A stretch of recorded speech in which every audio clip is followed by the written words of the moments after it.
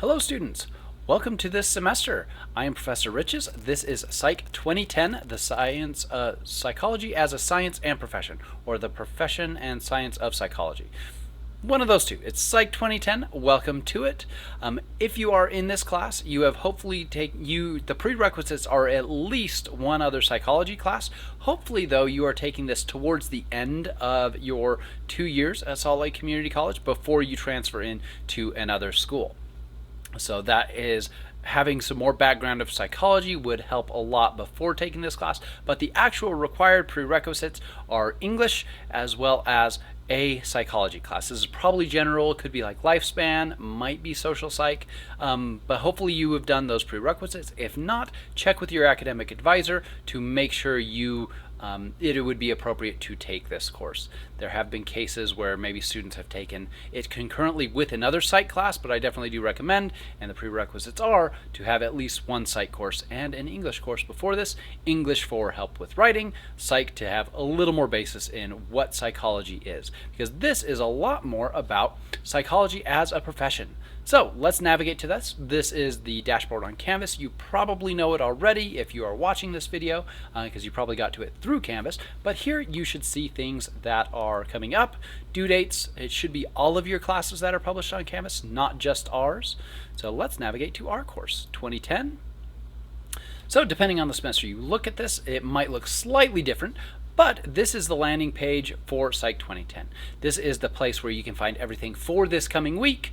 So that is what each week's landing page is. I have some information about the course this week. I have a video introducing you, reminding you of a couple important things, but I will also have readings linked or discussed, assignments linked or mentioned, and then discussion boards linked. And we'll go through this in just a minute. So I want to show you a couple ways to navigate through this course, but at the beginning of the week, every single week, you should have a landing page like this. All right, so I'll show you the two ways to navigate through this class. The one I like to use is actually modules. So I will click on that, click on modules. I'm going to go into student view so you don't see everything that's in there. It looks just a little bit different. So these lecture slides, you can download everything from up to the midterm here, and everything after the midterm right here, all the slides I use. Those will be updated periodically. So if in a video recording it's not quite the same, I go over a couple things that are not in your slides. I probably just have forgotten to re-upload the slides, so you can email me and ask for those. Here, one of the big assignments in this class is a research paper. And here is a bunch of resources to help you on that. We also have many assignments to get you step by step to be ready to write a really fantastic research paper, hopefully the best paper you have written to this point in your academic career. And then here we get down to week 1. So here everything is listed in order. The introduction is what we were just looking at. That was the landing page, so it looks like this. So, and then a welcome page. And so you can navigate to everything necessary for week 1 through here. All right, so you can navigate to all of that through here, or another way you could do it is, let's say you are on the landing page or you've gone to this page, you've read through everything, you know what's coming up, you can also just click next at the bottom of the page.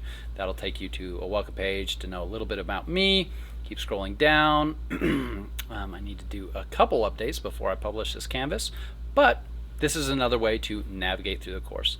So your first discussion board comes up, you can submit that discussion board. After you've done that, click next, so on and so forth. There's also reminders. This syllabus will be updated. This is just going to be a course schedule because you have what's called simple syllabus. So that'll be updated to just be the course schedule, and it'll look a lot like this, but this is not actually yours. As I opened this, I realized I didn't upload the most up-to-date one for you. So that will be there when you click on it though. Etiquette policy, this is etiquette. This is how I expect some expectations I have for you in an online class, so do please read through this. I'm just kind of showing you how to navigate through all these things. So first 3 textbooks chapters we use in class. This is an important thing. I'll jump to the simple syllabus in a second, but just so you know, the first 3 chapters that we're using, I have a PDF for you right here. So navigate to this, you can download it. Again, that's one way to navigate, is through these previous and next buttons. Another way is just through these modules. So with that, you can see here's all of week 1, week 2, week 3, so on and so forth. If you just keep clicking next and completing the next thing, that's fine, or you can click here on modules. All right, so I mentioned the simple syllabus. Let's go to that really quick so that you can see. Oh, it doesn't work when I'm in student view. I learned that earlier. So it may look slightly different for you, but it should look pretty similar. So this is our class, Psych as a Science and Profession. It is an online asynchronous class. And I wish that would go away. Maybe it will. Okay, good. So one of the biggest things first in this class to know in this syllabus is that you have two textbooks. One is the Dunn and Hallinan book, the Psych Major's Companion, and it looks like this. The other is a Stanovich book, How to Think Straight About Psychology. It looks like this. All right, so with that though, you do have two options for that. You can use either the most recent edition or a previous edition. So for the Dunn and Hallinan book, the first edition does work, or the second edition works. I did create the course off of the second edition, so you won't find any differences from the course to that. There were a couple chapters in the first edition that they basically cut in half. So the second edition has more chapters, so they took some sections from certain chapters and expanded on them, essentially. So most of the content is still there in the first edition, so you'd be fine with either of those. It's not major enough differences to worry about it. Similarly with the Stanovich. So there's a couple chapters in Stanovich. This is the 11th edition. The bookstore also has the second edition of Dunn and Hallinan. The bookstore has these ones, the ones I created the course off of. So feel free to get either the 10th edition of Stanovich or the 11th edition of Stanovich, whichever one is cheaper. The bookstore again has the most recent ones, but if you want to use the older ones, that is fine too. If you can find them in a cheaper place, used from another student, something like that would be totally fine. As a reminder, I do have the first 3 chapters of these books already available to you in PDF form, and that should give you plenty of time to kind of catch up to where we are when you will need the books. So the next thing I wanted to show you on the syllabus is the class schedule. This is one of the most important pieces. This is why I'm also putting it on the just general page in the modules. So the class schedule is right here. It has the correct dates. So again, depending on which semester you're looking at this, these dates might not apply that are on the screen right now, but where you will find the class schedule will be correct for your class. So the class schedule is like the default, the final schedule. If you see a due date in Canvas that doesn't match the class schedule is correct. So your class schedule is correct, and then I probably just messed up on the dates on Canvas. So send me an email and I can fix that in Canvas. So with that, here's the class schedule. You will see anytime it's a completely online class, you'll have an initial discussion board due on Wednesday. You will have a response discussion board post. Usually it's 2 reply posts, like replying to 2 other students, due Friday, but definitely look at the instructions every week, because sometimes it's slightly different. And then what you might see here is a conversation discussion board post, extra credit. So what I would like students to do, usually what happens with discussion boards is students will post their first post, they will look and respond to 2 posts, but they won't actually discuss much. They won't do much discussing in the discussion board, so having a back and forth. In a normal classroom, you might have one student make one comment, another student make a comment on that, then another student build on that and maybe go back and forth, then maybe a tangent from one of the comments. That's kind of what I would like to see in the discussion board. So to encourage that kind of behavior, I have this extra credit. So how you would get those 2 extra credit points every week would be anybody who has responded to you, you respond back to them. So let's say you did an initial post, one person responded to you, and then you respond back to them. Right? So responding to people who have responded to you, making it more of a discussion.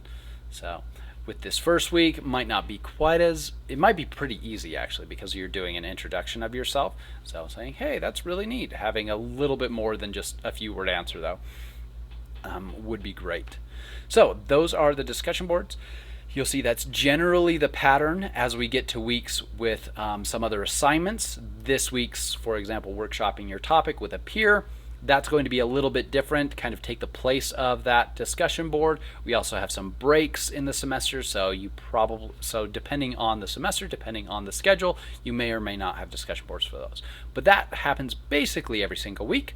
Another thing to know for every week is that you are expected to do some readings. So for week 1, reading Stanovich Chapter 1, readings for Week 2, Stanovich Chapters 12, and Dunn&Hallinan Chapter 5.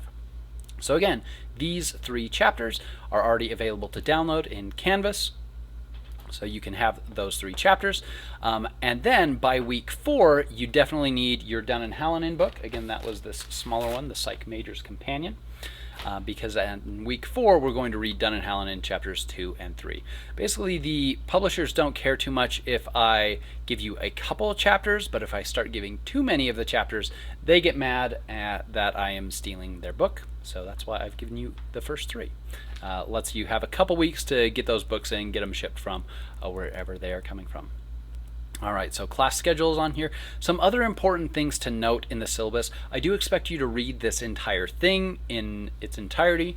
It's got a point breakdown of the assignments. You can see there's a lot of writing assignments. That's because this is a writing intensive course. It will culminate in this final literature review. You can see the point value there.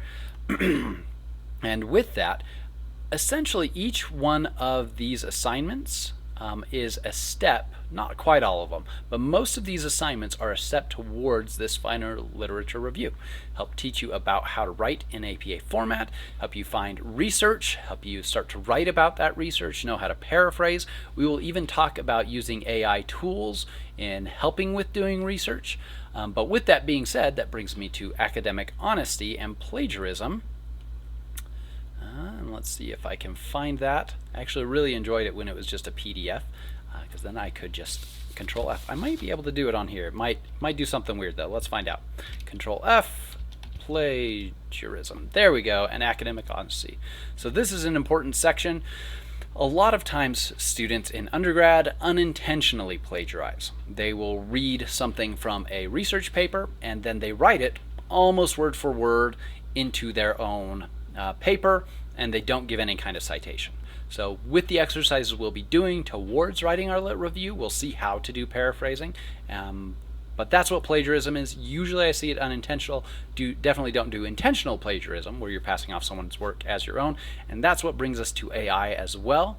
Don't take the work of an AI and pass that off on your own. We will talk about some ethical uses for AI in doing our research. So in building a lit review, in finding relevant articles, we will talk about some good ways that we can use AI, but I don't want you to say, ask an AI large language model to write your paper, and then you copy and put that into your paper. That's definitely not what I want to see. Also, we do have a checker. I haven't tested it extensively, but from my tests, it does work fairly well at catching when it's an AI that has written these papers. So with that, any kind of academic dishonesty is not allowed. So we will be talking about plagiarism and how to avoid that, how to paraphrase properly as you're talking about a research paper. We will also talk more in detail about how to ethically use AI. A non-ethical use would be, hey, write me this paper using these 4 sources, and then you copy and paste that into a Word document and submit that. That's not the ethical way to use AI. But there are some ways we can use it to help speed up and find good research and learn more about a topic. All right, so again, definitely read through this entire syllabus. You can find it in this simple syllabus area, and that is what your syllabus quiz will be based off of. It seems to me that a lot of these assignments are actually maybe working correctly right now. Sometimes I open this and it's got assignments from other classes in this one. So if you ever see an assignment in here and you're like, that's not in our class schedule, that's probably what happened, but it actually looks like maybe it's just updated over the past couple days and it looks accurate at the moment. All right, so definitely read through all of this syllabus. Also, this is my email right here, so you can know about that. Another thing to do is you can include preferred pronouns and an alternate name if you click on your account here. So if you click on this little icon, you can include a picture, you can indicate pronouns, you can change your displayed name. So while your registrar might see your name as maybe your given name, but you have a preferred name, you can change that in Canvas. So I see your preferred name, then if I make a comment to you in a discussion board, I can be using your preferred name rather than some other name. So that would be a good thing for you to change if that is relevant to you. All right, let me make sure that I am, point tracking. I did mention that below the schedule we do have the points, so you can track your points. Maybe print this piece out and keep track of your points. We talked about discussion board extra credit. We talked about plagiarism. So definitely read the whole syllabus, and as you will see here in the modules in week 1, you do have a syllabus quiz. You can take that a couple, I think 2 times is what I programmed it for. Yeah, so let's get back into week 1. All right, so I'm going to click home here, and so this is week 1. You can watch the video introduction, which that's this video, and then you can read about what's going on this week, important things. If there's anything I needed to change or modify, it'll be here in this little announcement. I'll let you know these are the readings this week. So this week, read the syllabus, read Stanovich Chapter 1. Here's the assignments due this week. The syllabus quiz, we just mentioned that. PEP 1. So PEP assignments, preparation, effort, and participation maybe, are essentially, it's a type of assignment. So this one will help you get thinking about your future career, what's important to you in life, that kind of thing. This should link to the discussion board. So this week it's about introducing yourself. So it's got instructions to be specific, some requirements for length. So that should always link to the discussion board, so you can get to it that way or through the clicking next option. So lecture videos, they should be linked here, as well as have a page as you are going through. So let's go to week. All right, here was a page we left off on. Read Stanovich Chapter 1 this week. That's just a reminder. Then I click Next, and here is the lecture. So you can watch it in this screen. You can open it up in another screen, and since it's YouTube, you can watch it at 1.5 speed if you want. That's usually how I watch lectures and things. So everything for week 1 is, again, here in modules, and you can page through. Oh, and a big thing with any college course, when we see a 3-hour course, budget your time for that 3-hour course. Since this is a fully online course, expect that's about 3 hours for the week of being in class. So that would be on the computer doing classwork. So the lectures total would probably be about 3 hours each week. In addition to that, any 3-hour course, you should budget between 2 and 3 hours out of class to do work for that course as well. That would be things like reading the textbook, so writing your paper, writing a draft of your paper, completing assignments, right? So in total, for any 3-hour course, 3-credit-hour course, you should budget in between 5 and 6 hours per week for that class. So for you, that might be 2 days a week. That might be you definitely need to do it a couple times a week, because you should have readings done before the Wednesday discussion board posts and then a follow-up. So you do at least need to participate 2, generally 3 times a week in this class, but it would be good to log in early to know what kind of readings. Generally, that's kind of how it's set up, is do some readings.